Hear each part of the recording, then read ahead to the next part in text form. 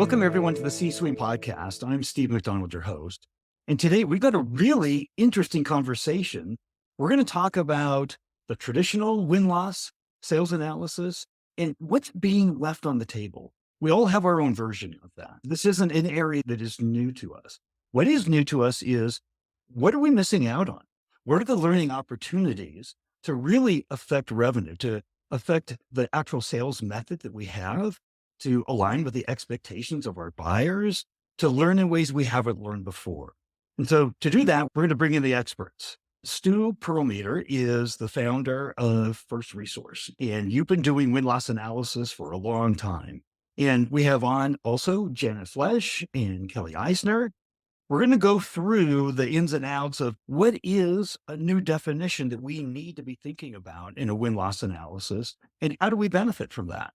But maybe if you wouldn't mind each just taking 30 seconds or so and giving us a little bit of insights into your background and your expertise in this area. Thanks, Steve. I'm Stu Perlmeter. When I founded First Resource, we had a keen interest in competitive intelligence. And what that morphed into was an investigation of really what's the best way to find out how a company should be competing. And what we realized was, especially customers who recently made a buying decision are the best source of human intelligence about how companies should be competing. And so we evolved the win-loss practice actually about 25 years ago that we've been continuously honing and improving. And we've proven both in enterprise and in mid-market that our method works really well for CMOs and the leadership teams of companies. And Janet, you might want to introduce yourself. I'm Janet Flesch. I'm the practice lead for customer insights for First Resource. I've been with the company for about 8 years. My background is in product management, in customer acquisition and retention, and new product development. I worked for major enterprise companies like General Mills and Comcast, but I've also worked for small to mid-market companies as well, both B2B and B2C. Fantastic. Kelly, how about you? Yeah, I'm Kelly Eisner. I conduct and analyze win-loss interviews with First Resource. So I'm having those conversations with clients, customers, and prospects. I have a 20-year background in market research, former VP of market research for NBC Universal, and now working across varied industries to deliver insights. Fantastic. One thing I wanted to do just before we get in, we talked about what your definition of a win-loss analysis is. But in terms of context, I just wanted to say was, as CMOs, as C-suite, we are all well-trained on we have to be very revenue-focused, very deep into the pipeline. And that usually means we're very attribute-focused in terms of what are the marketing attributes that are contributing to a sale, how are we putting our tech stack together so that we're collecting and getting the right data. But what you're really talking about here is complementing that in a big way, and doing that from in-depth one-on-one interviews. And one of the things I just wanted to say up front that I love so much about this is that the sales team can have a lot of conversations in an ABM process. They have a lot of conversations with a lot of people in their prospects and then hopefully their clients. But those are within a sales environment. I like to say it's with a shield that comes up where the buyer is trying to protect themselves as much as learn. And what you do is not a sales call. It's very different dynamic. And then the learning opportunities are very different as a result. So what I just wanted to do is maybe I'll ask you this question here, is what your definition of a win-loss analysis is and how it's different than what companies are already doing today. Of course. So I guess the one word answer is complexity. B2B companies, especially those with software and services offerings, are selling into a very complex environment, usually in mid-market to enterprise where you have multiple decision influencers, and it's usually hard to even identify who within that organization is weighing in on the decision. There's a lot of complexity with product market fit, and amplifying that is the multiple use cases and segments they might be selling into. Once an opportunity falls down to the sales part of the funnel, there's a really difficult environment. With all that fragmentation, it's really hard to analyze that with conventional data analytics methods. Companies that do win-loss typically are doing that by scraping data from their CRM. They're requiring sales teams to make all the requisite entries. And there's usually someone in sales ops that's preparing reports that talk about what analytic formula leads to wins and which leads to losses. And usually that's left lacking. What's really needed and how we've constructed our approach and methodology is there's a deep need for a qualitative approach to get a deeper and more contextual view of the buyer journey and the decision process. And that would reflect on the marketing, sales process, and also product development. What I love about that qualitative approach is that we need to be representing the buyer. Somebody needs to be representing them. Amazon used to have their executive meetings in open chair that literally represented the customer. And so what I love that is when I'm taking away from what you're saying in this qualitative approach is that you're representing the insights that don't typically come from the data analytics or the sales meetings along the ABM process. But Janet, maybe if you could explain a little bit more about this qualitative approach, this win-loss analysis. Yeah, we embraced win-loss analysis early on because we found it to be the most effective approach to mine customer insights from recent deal flows. Done in a systematic way, it really offers a deep dive into actual buying decision because we retrace the customer journey through. So done in a systematic way, it offers a deep dive into actual buying decisions. We retrace the customer journey from the prospect's perspective, and we really identify the critical drivers of those wins and losses. In our approach, we conduct in-depth one-on-one telephone interviews with the key decision maker conducted by an experienced interview. And we're able to really carefully mine those customer storytelling opportunities so that we understand really what that whole process looks like from the buying customer's perspective.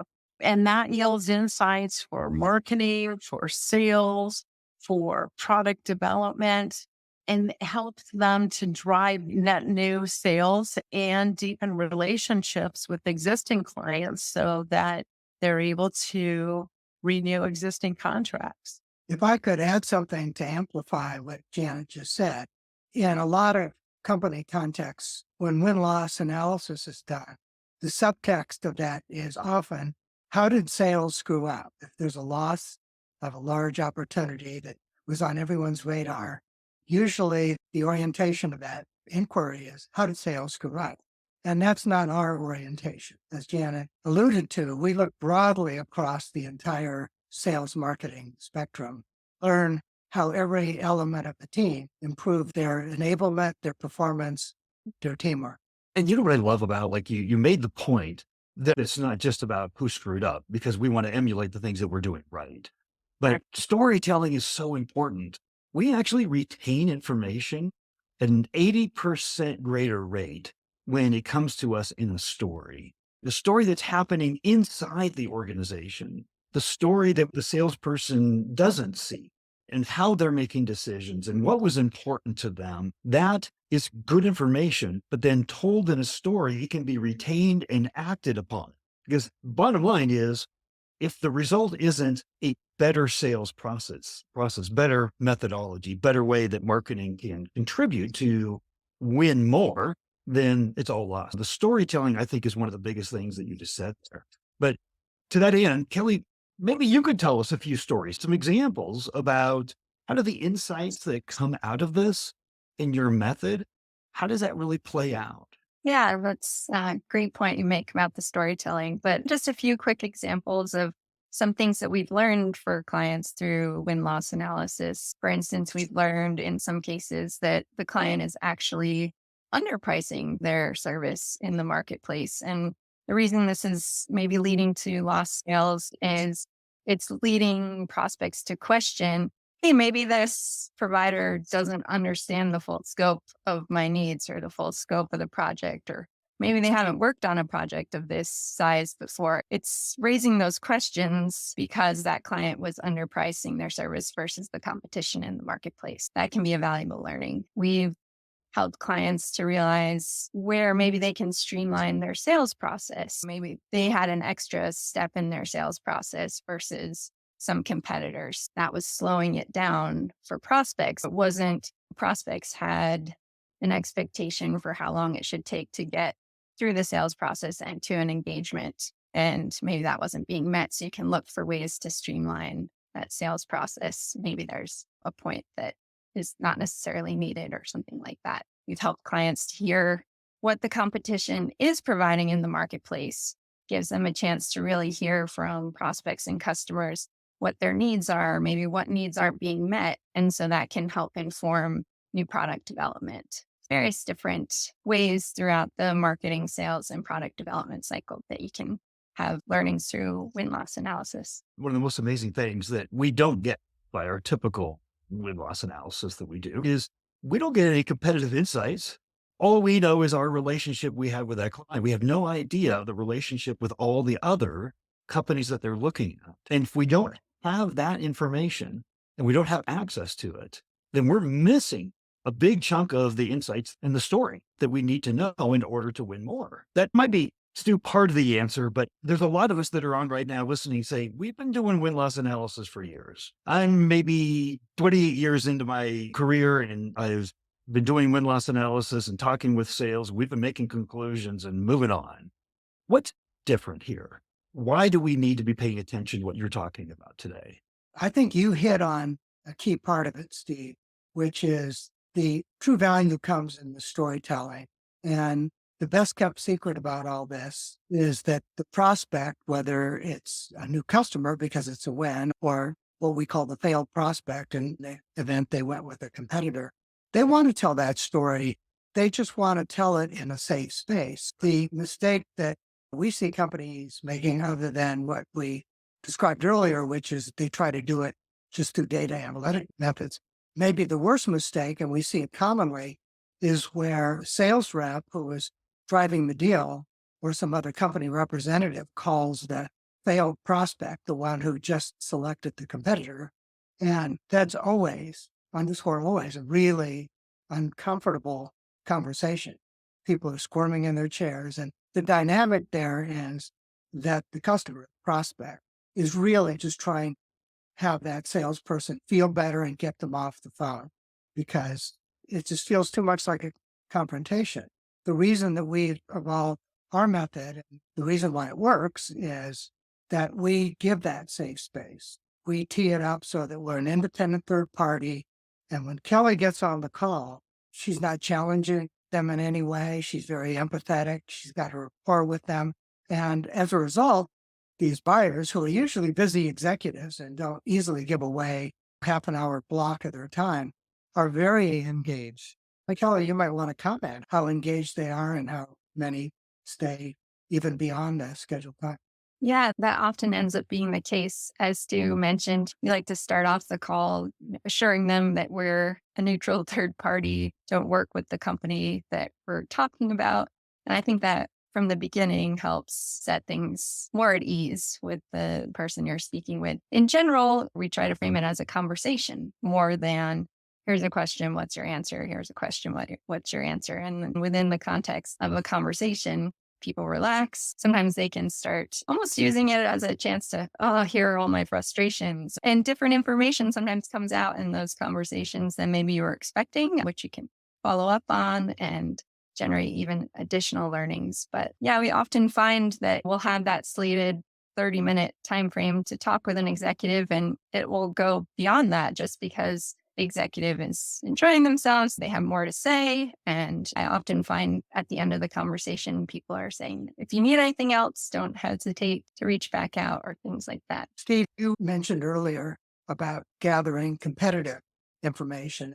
That's something else that through this method we're able to do because through that trust and rapport that Kelly just described, people talk about how the competitors showed up in every aspect. So they're opening the kimono and telling us things that they wouldn't tell the company that hired us. Another thing that Kelly touched on earlier in her examples was, if you recall, there was a case of a client that was underpricing their services. So the subtext there is that was a win. That's the only way you could get that information. When you talk to new customers, those are wins, you can find out all kinds of things that you can't find out in the loss scenarios because now there's a relationship.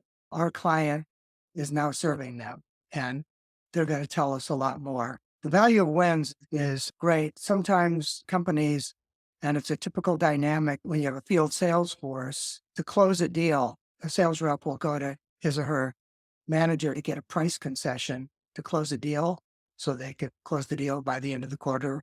And then we'll circle back with the win interview and find out that the price concession wasn't necessary. They would have done the deal. They would have signed the contract at the regular pricing. That's pretty compelling if you're the CFO to learn about those things. Absolutely. And I love that, to underscore the dynamic and how it's different in your conversations. And Kelly, I have a suggestion for your LinkedIn profile in addition to your title, and it's called Executive Therapist. Yes, sometimes it feels that way. I think that it's good understanding of why this conversation is different. It's like going to a cocktail party and you talk to somebody and they talk the whole time, but they had the best time because they're able to get things off their chest. They're able to talk about things that they don't really have a forum to talk about and help them try to fix it. And so I just think I'd like to underscore that's a really important dynamic in what you do to get the kind of information that you do get. But this seems maybe, Stu, a little bit silly to ask because a lot of us do surveys and we'll ask very pointed questions and we rely on those surveys and to make decisions. But I think we've already talked about why this is a lot different than surveys, but I think you have a couple of extra points that you wanted to add in on that. Yeah, that's important, Steve, because what we see across companies is that many of them do this kind of win-loss analysis through surveys. They don't just feel their CRM data. They're sending out surveys to every prospect and new customer. And we find that's not effective, and here's why.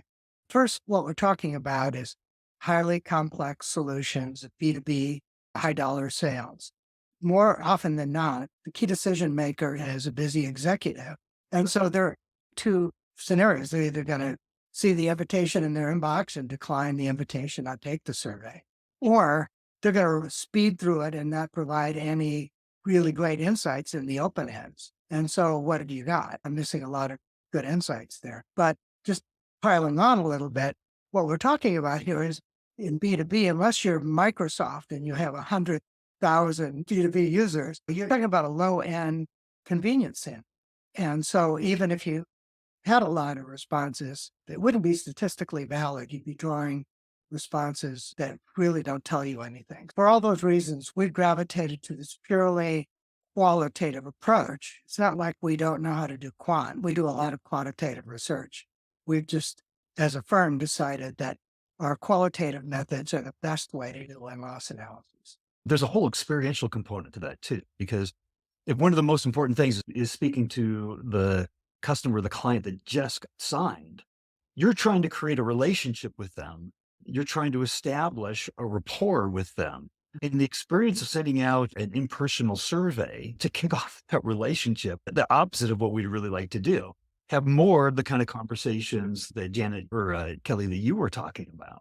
But what I'd love to do is go a little bit different direction in the conversation here and just say, what are the kind of things that trigger the need for this kind of an analysis? What are the things that happen that you typically find that when your customers, your clients come to you, why are they coming? Janet, maybe you could take a crack at that. Sure. Often, many of our clients come to us because they have recently experienced some unexpected and often painful losses that are impacting their bottom line. And frankly, there's a lot of internal concern about what is driving that. At a higher level, looking at win and renewal rates, they're declining, or other pipeline metrics that are not hitting targets.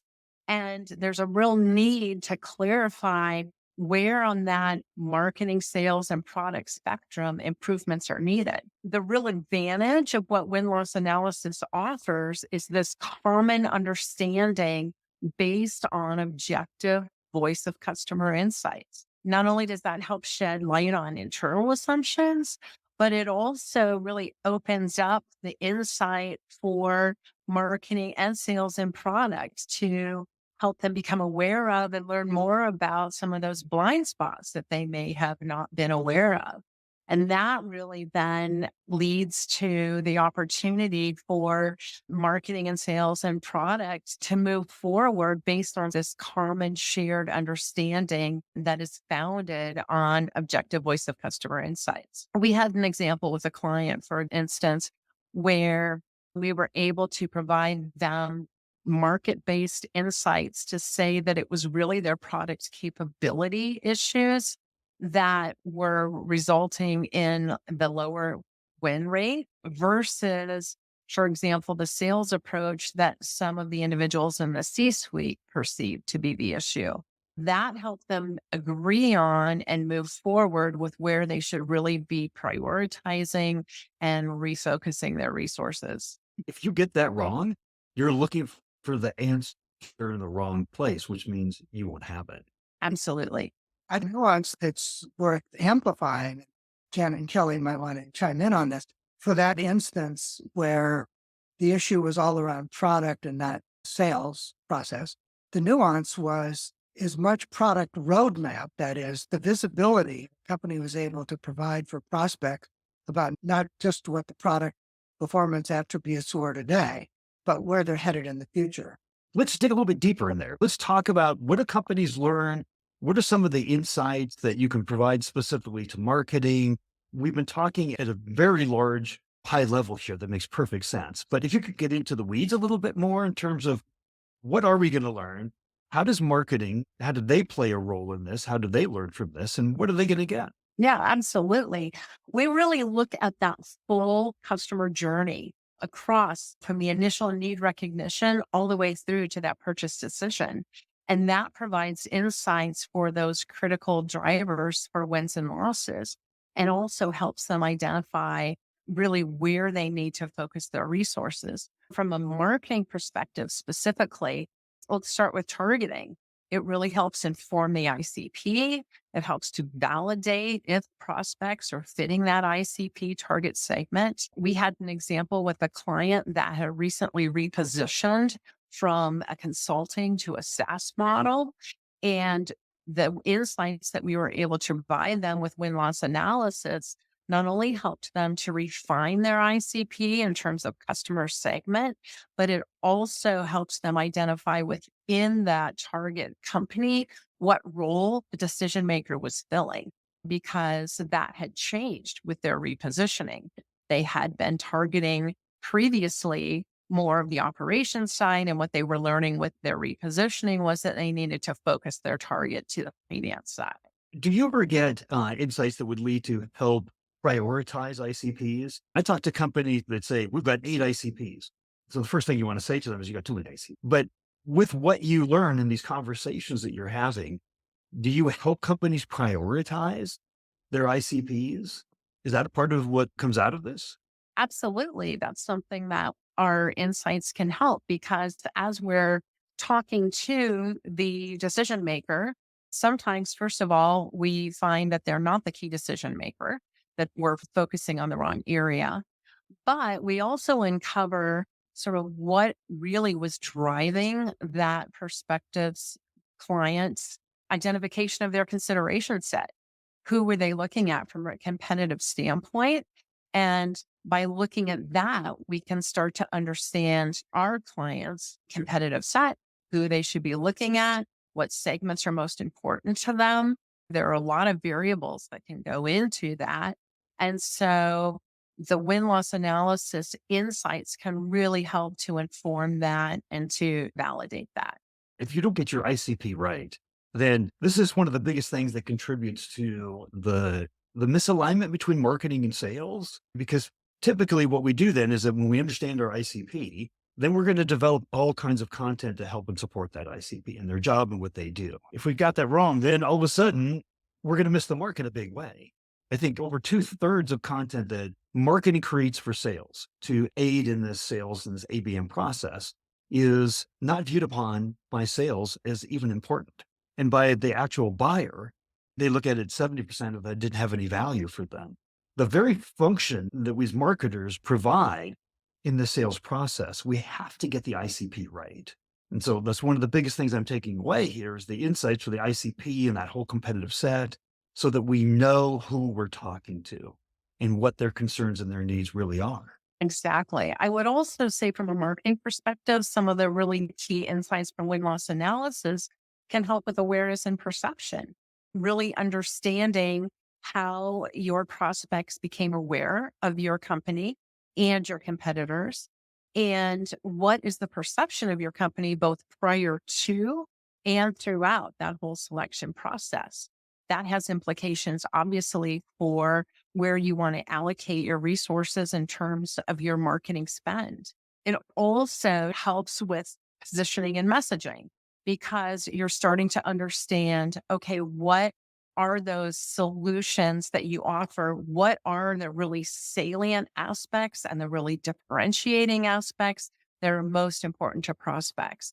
And that can really help influence what your messaging is, what your campaigns look like, what your content looks like. I think, Kelly, we had a really good example of that. Do you want to talk about that? Yeah, I can think of a client. They provided high level strategy services, but also tactical implementation services. But in talking with prospects, we were finding they were identifying their immediate need as more of the tactical implication, but they weren't seeing the client as a provider of that. They were seeing them as more high level strategy to get to down the road. So maybe they were turning elsewhere for the implementation and looking to them for the strategy piece. But the client provided both. So it was just had implications for how they could talk about that in their online marketing or things like that, pull out examples or case studies of ways in which they've done the implementation services as well. Another nuance, and this goes back to what Janet was saying a minute ago about how the prospect finds out about competitors during their journey. And as we all know, particularly with a technology sale, B2B, often that journey is months, many months from initial need identification to when there's a commitment to a contract. And also to your point, Steve, about ICP, a lot of the competitors are working with the same ICP, and the prospect is seeing a lot of the competitors' content as well. During that journey, they're talking to the competitive sales teams. If a client of ours qualifies the prospect initially about their definition of an ideal solution and then doesn't stay in touch in the right way and query what others within the organization are thinking is the ideal solution, what happens is every competitor wants to reframe that ideal solution to line up with their distinctive advantages. And so by the time it gets to the finalist meeting, it's possible, and we see it more often than you think, that all of a sudden, the way the buying organization is framing the need has been morphed every way but Tuesday by all these competing sales messages that happen in that time space. Also, from a marketing perspective, another key area that win-loss can help inform is price value. Is a company's pricing really reflecting their value from the perspective of the buyer, particularly versus their competitors? We certainly had a case that was interesting. Do you want to talk about that, Kelly? Is it related to pricing? Yeah, sure. And I'd like to share, I know we talked about this a little bit before, the conversational nature of these interviews, but people are often more than willing to share. This is what this competitor was charging or proposing for a price versus the client we're working with. Was that 50% different from what our client proposed? In some cases, it has been things like that. That's a learning, but we can also, to your point, Janet, when you're talking about value from the eyes of the prospect or their client, sometimes we'll hear maybe they're consolidating to, instead of having multiple tools, to one tool, because for the same price, while they can't go as deep in the area of one of the products, maybe they can get more capabilities, less deep, but more capabilities across the board for the same price. And so maybe they're putting the value on that, and just learning has implications for positioning and pricing. what I'd love to do is I've got a hard stop in 4 minutes. But as I'm looking through some of the other questions we hadn't got to, you mentioned product development. We've already talked about that, the impact on product. What about wins? Why bother? Including customers who have already said yes. I think we've actually talked to that already. Why would busy executive take the time? We've talked about how this isn't a sales conversation. Conversations actually go longer. I think we've talked really nicely to that already. What are some of the critical success factors for an effective WLA approach and what our listeners should be looking for? I think this is the great opportunity to wrap this up and say, if there is one takeaway that you want folks to know about the win-loss analysis, what would that be? I'll take that. Well, done properly, win-loss analysis can deliver deep and surprising insights that help to build the roadmap to winning more and the success that every marketing and sales organization is striving for. That is across the board. That touches marketing, sales, and product. And it does it in a way that there is no other valid way to do that. It's really all about results.